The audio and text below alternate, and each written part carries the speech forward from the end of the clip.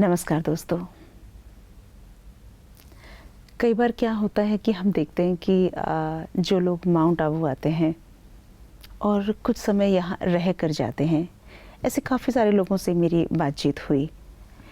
जब वो कुछ समय यहाँ बिता लेते हैं और यहाँ के जो इंतज़ाम, जो यहाँ का डिसिप्लिन और जो यहाँ भाई बहनों के रहने की जो एक अवस्था होती है, वो उससे इतने प्रभावित होते हैं कि अपने जीवन में उसको उतारना चाहते हैं और यथासंभव वो लाने की कोशिश भी करते हैं।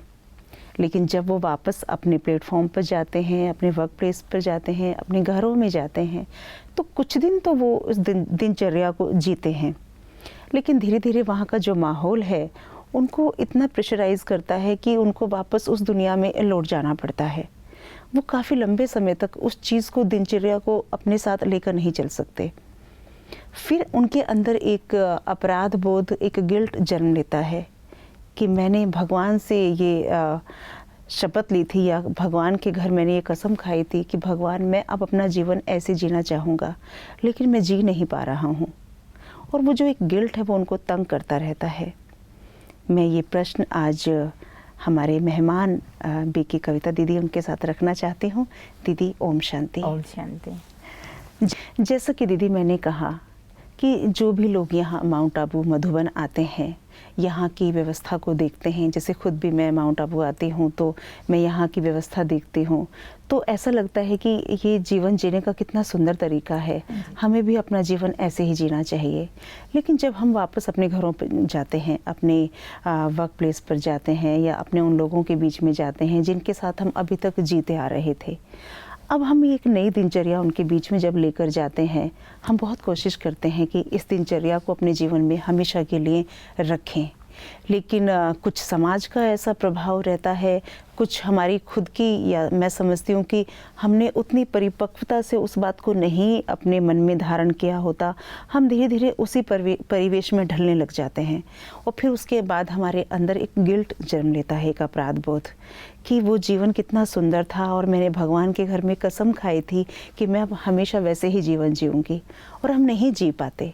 वो जो एक अपराध बोध है, एक गिल्ट है, उसके साथ हम कैसे काम करें, कैसे उसको अपने अंदर से निकालें?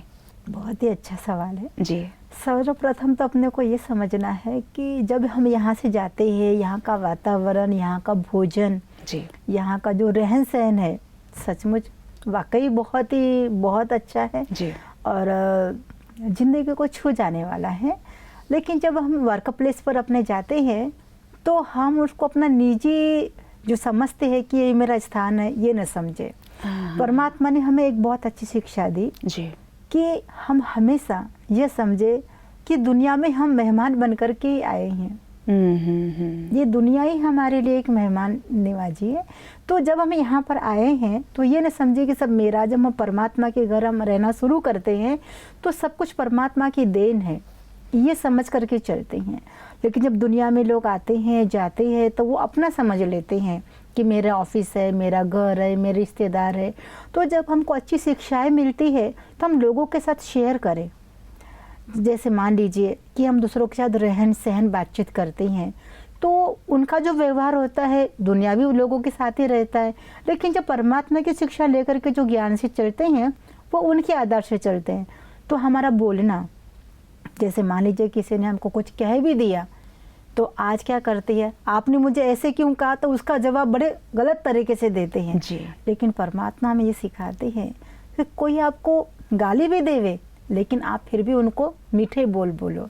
जैसे मान लीजिए आम का ही उदाहरण लीजिए कि आम का पेड़ भरपूर है, आम से भरा हुआ, लेकिन जब हमको पत्थर मारते हैं तो बदले में वो पत्थर नहीं देता, हाँ। लेकिन आम देता है। हाँ। तो उसी प्रकार इस दुनिया में जी रहे हैं, लोगों के साथ हम संपर्क में आ रहे हैं।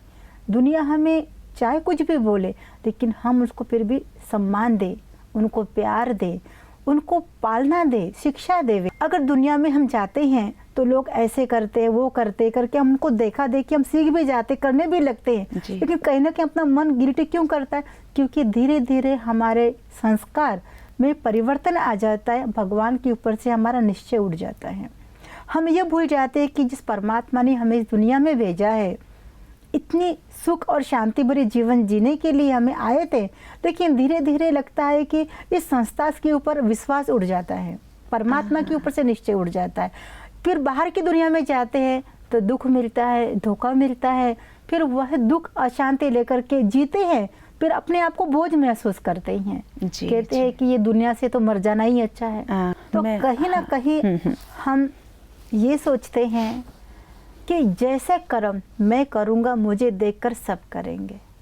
अगर मैंने किसी को प्यार दिया तो रिटर्न में मुझे प्यार मिलेगा। अगर किसी को मैंने मीठे बोल बोले हैं तो मुझे वो भी प्यार से मीठे बोल बोलेंगे। अगर मैंने किसी को मार दिया तो मारी मिलेगी, और किसी को मैंने गाली दिया तो गाली देगा, अगर अपशब्द का व्यवहार किया तो वो भी कर। तो मुझे देना क्या है, क्योंकि वो जो देंगे वापस तो हमको वही मिलेगा। जब दुनिया में जाते हैं तो दुनिया को अपने रंग में रंगाना, न कि हम उसके रंग में रंग जाते हैं। आजकल दुनिया में तो ऐसे ही चलते हैं, नहीं, लेकिन परमात्मा हमें कहते हैं अब जहाँ भी जाओ परमात्मा की शिक्षाओं को अपने जीवन में धारण करते हुए जाओ, और आप ऐसे जगह पर जाओ, ऐसे मुकाम पर पहुंच जाओ जहाँ भी स्थिति में खड़े हो जाओ, ये समझो कि सब परमात्मा के बच्चे हैं, ईश्वरीय संतान हैं, और उनको भी उस आत्मिक दृष्टि से, आत्मिक भाव से देखेंगे तो वो अपना परिवार लगेगा।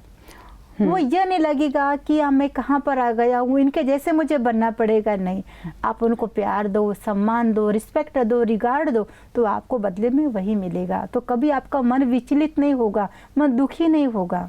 या कहाँ ना कहाँ कोई निश्चय की भी कमी रहती है कि हमें निश्चय भगवान पर उतना 100% नहीं हुआ, तभी हम जाकर वहाँ के वापस रंग में रंग जाते हैं। तो किस तरह से, ये तो देखो एक सच है कि जैसे हम यहाँ सुनते भी हैं और पढ़ते भी है कि 63 जन्म से हम ये जीवन जी रहे हैं, है ना। तो वहाँ वो ज़्यादा आसान लगता है हमें, ये एक नया लगता है हमें आके। तो चीज़ें तो अच्छी लगती हैं, क्योंकि अच्छी हैं तो अच्छी लगेंगी, है ना। तो वहाँ हम इतने समय से जी रहे हैं, और उन लोगों का मतलब उनको इनकार करना, उनको मना करना भी हमारे लिए उतना आसान नहीं होता, क्योंकि हमें उन्हीं लोगों के बीच रहना है। हमें लगता है कि अगर हम इन्हें मना करेंगे तो ये नाराज़ हो जाएंगे हमसे। तो कोई एक ऐसा कोई एक एक्सरसाइज ऐसी हो सकती है, या हम अपने मन में ऐसा कौन सा ऐसा निश्चय रखें कि जिससे हमें अंदर से मजबूती बनी रहे कि मैं सही रास्ते पर हूँ और इन्हें भी मुझे सही रास्ते पर लेकर आना है। सर्वप्रथम तो हमें स्वयं के ऊपर निश्चय हो, और ये समझे कि ये जो हमारे रिश्ते नाते जो मिले हैं, ये अनेक जन्म तक मिले हुए हैं। मैं परमात्मा का संतान हूँ, परमात्मा का बच्चा हूँ, और परमात्मा के बच्चे हैं तो हमको परमात्मा की शिक्षा अपने जीवन में हमको धारण करनी है। और जो भी हमारे संपर्क में आते हैं तो हमको ये समझे कि मुझे कुछ इनको अच्छा देना है। मुझे अच्छा मिला तो इन्हें भी अच्छा मिलना चाहिए, देना है। मुझे अच्छा मिला तो है, लेकिन अच्छाई अपने जीवन में धारण करनी है। पहले मुझे स्वयं को धारण करना है। जब मैंने स्वयं को धारण किया तो मेरे से अच्छा ही मिलना है लोगों को। हम ये नहीं सोचे कि ये छोटा है, ये बड़ा है, ये अमीर है, ये गरीब है, या उनके रंग में मुझे रंग जाना है, ये नहीं सोचे। छोटे बच्चे हैं तो उनको भी प्यार से कि आप बच्चे हो, लेकिन बच्चों को भी हम बहुत प्यार से पालना दे सकते हैं। वो आत्मिक भाव से हम दृष्टि दे सकते हैं परमात्मा की शक्ति लेकर के। और परमात्मा की शक्ति हम कैसे ले सकते हैं? जब पहले हम स्वयं को जानते हैं कि हम संसार में क्यों आए हैं। परमात्मा ने हमको एक पैगंबर, हम मैसेंजर पर के कि आप पहले स्वयं को जानो, परमात्मा को जानकर उसी शिक्षाओं को जीवन में धारण करो। फिर जब जिसके भी संपर्क में आ रहे हो आप उनको भी देते जाओ, न कि उनके रंग में रहो। आज दुख अशांति से दुनिया भरी पड़ी है, लेकिन हमको दुख नहीं देना है। अगर कोई दुख दे रहा है तो भी उनको शांति देनी है, उनको प्यार देना है। तो वो आगे से क्या समझेंगे कि नहीं, इनके जैसा मुझे बनना। उनके जीवन में धीरे धीरे कहीं ना कहीं परिवर्तन आना शुरू हो जाएगा। अगर वो हमको किसी प्रकार से दुख भी देना चाहते हैं तो आपकी भावना होना चाहिए कि वो परवश आत्मा है, वो अज्ञानता है, लेकिन फिर भी उनको प्यार देना है। कोई हमको, मान लीजिए हम कहीं जाते ज्ञान सुनाने तो कहते हैं कि ब्रह्मा कुमारी का तो मुख भी देखना नहीं चाहिए। अच्छा, ऐसा भी कहते हैं, लेकिन हम कहते हैं बहुत अच्छी बात है। हम अंदर से उनको ऐसा वाइब्रेशन देती है कि वो अपना ही परिवार है। उनको समझ नहीं है, लेकिन है तो अपना परिवार ना। कहाँ ना कहाँ हमारे अंदर से सहानुभूति उनको जाती है, ऐसा प्यार का फीलिंग, प्यार के वाइब्रेशन जाते प्यार के, तो वो कहीं ना कहीं खींचे चले जाते हैं, फिर अपनी भूल को महसूस करते हैं कि नहीं हमने आपके साथ गलत किया। तो हम कहते हैं आपने गलत नहीं किया, आपने जो आपके पास था वो आपने व्यवहार किया, जो हमारा व्यवहार है वो हमने आपके साथ नहीं किया। दुनिया में तो ये होता है ना कि अगर कोई आपके मुख पे ऐसी बात बोले तो आपका मन मैला हो जाता है, लेकिन वहाँ भी आप एक संदेश दे के आते हैं कि आप भले हमें कुछ भी कहें, हमारा मन आपके लिए मैला नहीं होता। तो वो भी एक परोक्ष में एक मैसेज जाता है जी। तो जैसे हम यहाँ आते हैं, सात्विक भोजन होता है, तो और हम जब घरों में जाते हैं तो हम उसी प्रकार का भोजन, तामसिक भोजन खा रहे होते हैं। जी। तो क्या भोजन के माध्यम से भी हम अपना और परिवार का मन परिवर्तन कर सकते हैं? हाँ जी। जो भोजन है जो पूरे हमारे तन और मन दोनों को स्वस्थ करता है। जी। कहते हैं ना, जब मंदिर में एक पुजारी हलवा बनाता है तो प्रसाद बन जाता है। हाँ। एक घर में माता जब हलवा बनाती है तो एक भोजन बन जाता है। कितना फर्क है। फर्क है। चीज तो एक ही है, वो भी हलवा ये भी हलवा है, लेकिन मंदिर का जब मिलता है हलवा तो वो प्रसाद के रूप में ग्रहण करते हैं, और कहीं गिर भी जाए तो उसको उठा के माथे से लगा के फिर चूम करके उसको प्यार से स्वीकार करते। अगर वही बना हुआ हलवा खाएंगे, नहीं मुझे नहीं खाना है, मुझे पसंद नहीं है, क्यों?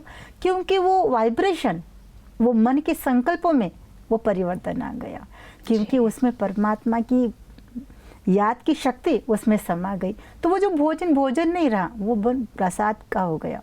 मान लीजिए एक हम कहीं उदाहरण देते हैं कि एक बार हमारे पास में एक माता आई जिनको कैंसर हो गया था। अब उसका लास्ट स्टेज था और डॉक्टर ने उनको कहा कि आप स्वस्थ हो नहीं सकते हैं, बस आपका अभी लास्ट है, आपकी जो भी इच्छा है, आप जहाँ जाना चाहते वहाँ आप घूम के आइए। वो माउंट आबू आए और हमसे मिलना हुआ। जब उन्होंने, उनकी जो सास थी वो रोने लगी और बहू भी रोने लगी कि भाई हम तो बस इस दुनिया से लास्ट है, अब हमको जाना है। तो हमने कहा आप ऐसे क्यों सोचते हैं कि आपको जाना है, आपको बहुत सेवाएं करनी है, आप स्वस्थ हो जाएंगे। उनको विश्वास ही नहीं हो रहा था। जब परमात्मा के हमने कहा ना तन मन और धन हम स्वाहा करते, उनका बहुत इलाज कर लिया हमने, तो डॉक्टर ने जवाब दे दिया। हमने कहा कोई बात नहीं, आप भगवान के घर में आपसे जो हो सके आप अपना तन भी, मन भी, धन भी, जो भी आपकी स्वेच्छा से आप लगा सको, परमात्मा का जो ब्रह्मा भोजन बनता है उसमें आप स्वीकार करके आप लगाइए। उन्होंने लगाया, फिर हमने उसको भगवान के जो याद में, जो उसका अमृत कहते हैं, जल होता है, तैयार करते हैं और उसको स्वमान देती है कि मैं आत्मा मास्टर सर्वशक्तिवान हूँ, मैं आत्मा परम पवित्र हूँ। तो वो जो भोजन होता है या जो जल होता है, अमृत होता है, पानी होता है, वो बहुत शक्तिशाली और पावरफुल हो जाता है। जब हम बनाते हैं भोजन, तो भोजन बनाते बनाते भी, जैसे कि माता भोजन बनाती हैं तो वो कहती है कि आज मेरे बेटे को ये बहुत अच्छा भोजन लगता है, मैं वही उसी की याद में बनाती है। आज मेरे पति को ये भोजन अच्छा लगता था, उसी की याद में। लेकिन हम जब भोजन बनाते हैं तो हम कहते हैं ये भोजन हम परमात्मा के लिए पहले बनाएंगे, पहले उनको स्वीकार कराएंगे, उसके बाद हम स्वीकार करेंगे। तो वो भोजन अधिक शक्तिशाली हो जाता है, बहुत पावरफुल हो जाता है, जैसे औषधि का काम करता है। जो माता को हमने वो भोजन दिया बनाया हुआ, वो अमृत भी पिलाया, उसको असीम शांति की अनुभूति हुई। उनको लगा कि जैसे कोई शक्ति है जो मेरे अंदर चली गई, और धीरे धीरे उसके चेहरे में खुशहाली आने लगी, उसको बहुत अच्छा महसूस हुआ। तो हमने कहा कि रोज़ आप अपने घर पर एक पानी का गिलास लीजिए या बोतल लीजिए ट्रांसपेरेंट, और उसको बाबा के आगे, परमात्मा के आगे रखिए, और उसके आप रोज़ एक स्वमान लीजिए, मैं स्वस्थ आत्मा हूँ, मैं निरोगी आत्मा हूँ, मुझे कोई बीमारी नहीं हुई है, मैं बहुत अच्छी हूँ और मैं बहुत जल्दी स्वस्थ हो रही हूँ।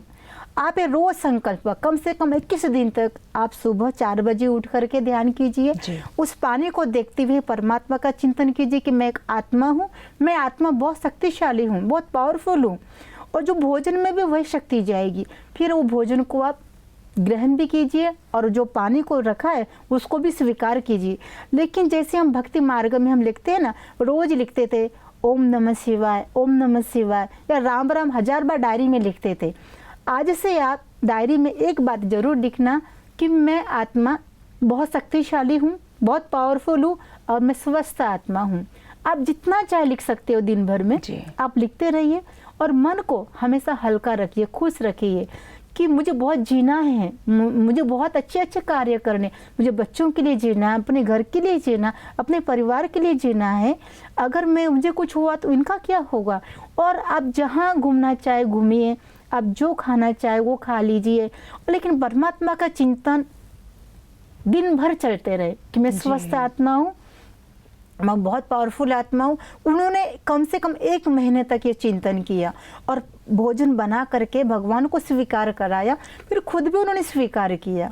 धीरे धीरे उनके मन से, सबसे पहले तो बीमारी मन को आती है, फिर तन को छूती है। बिल्कुल, तो मन से उन्होंने निकाल दिया कि मैं स्वस्थ आत्मा हूँ, बीमार नहीं हूँ। तो धीरे धीरे जब वो स्वस्थ होने लगी, 1 महीना हो गया, उसके जीवन में परिवर्तन आ गया। जो घर में दुख का माहौल था वो सभी के चेहरे पर खुशी आ गई। वो परमात्मा के चिंतन की याद में गीत सुनने लगी, क्लासेस सुनने लगी, कुछ कमेंट्री अच्छे अच्छे सुनने लगी। पूरे घर का वातावरण चेंज हो गया, जो दुख का वातावरण था वो खुशहाली में आ गया। फिर कुछ दिन के बाद मैंने उसको फ़ोन किया कि आप डॉक्टर के पास जा कर के आप चेक कर लीजिए। तो जब उन्होंने चेक किया तो डॉक्टर कहता है कि आप पेशेंट के बन के जब आप गई तो मुझे लगता था कि मैं वापस आपसे मिलना होगा या नहीं, लेकिन आपके चेहरे पर की चमक बता रही है कि आपको ऐसा कुछ प्राप्ति हुई है, आप ठीक हो गए, स्वस्थ हो गए, आपकी जो रिपोर्ट है नॉर्मल आ रही है। आपने इसे क्या किया, तो कहाँ गए थे? तो उन्होंने कहा कि फिर बताया कि मैं तो माउंट आबू गई थी और माउंट आबू लेकर वहाँ भगवान से शक्ति लिया, वहाँ उनके परमात्मा के याद में बना हुआ भोजन स्वीकार किया, वहाँ का अमृत भी पिया मैंने, बहुत पावरफुल था। और वहाँ मुझे एक संकल्प दिया गया कि मैं बीमार नहीं हूँ, मैं स्वस्थ हूँ, मैं निरोगी हूँ, मैं शक्तिशाली आत्मा हूँ, मैं बहुत पावरफुल हूँ, मैं बहुत कुछ कार्य कर सकती हूँ और मैं जहाँ चाहे वह घूमना फिरना कर सकती हूँ, जो चाहे मैं खाना पीना कर सकती हूँ, मुझे कुछ हुआ ही नहीं। और मैंने ये चिंतन अपने जीवन में ले आई और मैं उनकी क्लासेस सुनकर बहुत प्रभावित होती हूँ कि मुझे बहुत जीवन जीने की एक कला आ गई है। तो जब डॉक्टर को बताया तो वो हैरान हो गया। उन्होंने कहा कि ऐसे कौन सा परमात्मा चिंतन है, मुझे भी बताओ।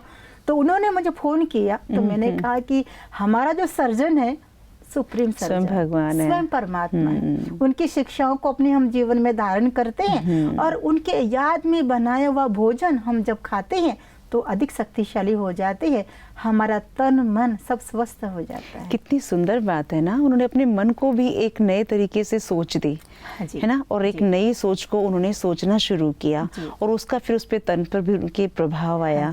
तो उसी प्रकार जो लोग यहाँ आते हैं और जो कहते हैं कि हम रह नहीं पाते धारणा में, तो वो भी अगर अपने मन को ये सोच देंगे, नई सोच देंगे, तो पुरानी सोच खुद ब खुद धीरे धीरे हट जाएगी और जीवन में वो जो एक नवीनता लाना चाहते हैं वो ला सकते हैं। ये कितनी सुंदर बात है दीदी, आपने जो ये एक कहानी या जो एग्जाम्पल आपने सुनाया, मैं समझती हूँ कि जो प्रश्न था हमारा कि एक अपराध बोध जैसे मन में रहता है, तो हमें चाहिए कि हम एक नई सोच को अपने अंदर जन्म दें और हमने जो ठाना है, जो निश्चय किया है कि अब भगवान के मार्ग पे हमें चलना है, तो उस मार्ग से आपको हटना नहीं है। तो निसंदेह आप फिर जो आपने सोचा है अपनी मंजिल तक ज़रूर पहुंचेंगे। आप इतनी सुंदर जानकारी देने के लिए दीदी आपका बहुत बहुत धन्यवाद। ओम शांति। दोस्तों, ये प्रश्न मेरा हो सकता है, आप सबका भी हो सकता है जो मधुबन आते हैं और इस प्रश्न से आप रूबरू होते हैं। तो आज जितनी चर्चा हमने इस कार्यक्रम के माध्यम से की, उससे हमें यही पता चलता है कि जो निश्चय आपने अपने मन में किया कि मुझे भगवान के मार्ग पर चलना है और मुझे सात्विक जीवन जीना है, तो उसके लिए आपको अपने मन से पुरानी सोच निकालकर उसकी जगह एक नई सोच रखनी होगी। फिर देखेंगे आप, आपका जीवन भी स्वस्थ, आपका शरीर भी स्वस्थ रहेगा, जीवन भी स्वस्थ रहेगा और परिवार में भी आप एक खुशहाल माहौल देखेंगे। आज के लिए इतना ही। एक नए विषय के साथ फिर आपके सामने हाजिर होंगे। तब तक के लिए दीजिए इजाज़त। नमस्कार। ओम शांति।